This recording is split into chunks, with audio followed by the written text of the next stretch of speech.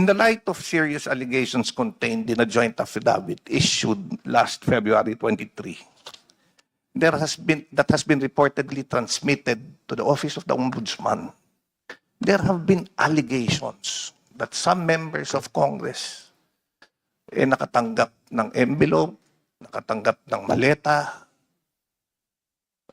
ito'y naibigay, kung hindi sa opisina, sa townhouse.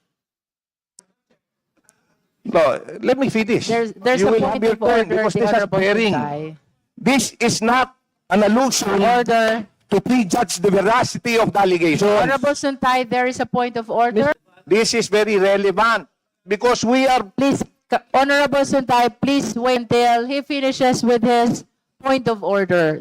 My understanding of what he's stating today is that he's probably accusing members of Congress, members of the House Committee on Justice, as receiving payments for the implementation of our mandate in the impeachment proceeding. Now we shall hear the answer of the Honorable Suntay. Yes, Madam Chair. Ang problema sa Kindly kaibigan ko, justify the relevance of your He is statement to the jumping the current gun. impeachment proceedings. he is jumping the gun.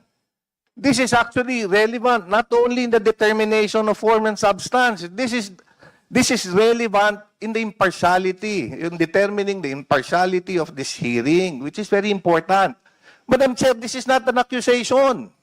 Kaya nga, kung hinintay lang ako patapusin, ewan ko, bakit naman yung aking kaibigan, naggagalaiti ka agad at concern na concern. You know, if we have nothing to fear, then we just listen. If we are not being alluded, why are we so guilty? Hindi ko hinuhusgahan yung aking mga kasamahan o ipagpalagay na totoo ang mga aligasyon. Hindi rin po ito personal na laban sa sino man sa inyo. Sa katunayan, ang layunin ko ay kabaligtaran upang protektahan ang bawat isa sa inyo. Mabigyan, kasi may listahan na nilabas eh. Ang gusto ko po sa ganitong pagkakataon, Madam Chair, naniniwala ako na mas mabuti na tayo mismo ang magharap at maglinaw ng issue. Kaya kaysa maging bulong-bulungan pa ito. Bigyan natin ng pagkakataon bawat membro ng committee. Pagkakataon mismo na mag-assess ng kanilang sitwasyon or if they can be an impartial member of this committee. Yun lang. Kung sa tingin nila, they can be an impartial, then let's proceed. However, if they think that baka pagdudahan sila at pagdudahan yung lalabas dito na resulta, then let's allow them if they want to recuse. Honorable Suntay, you are enjoined already by the chair to cease from manifesting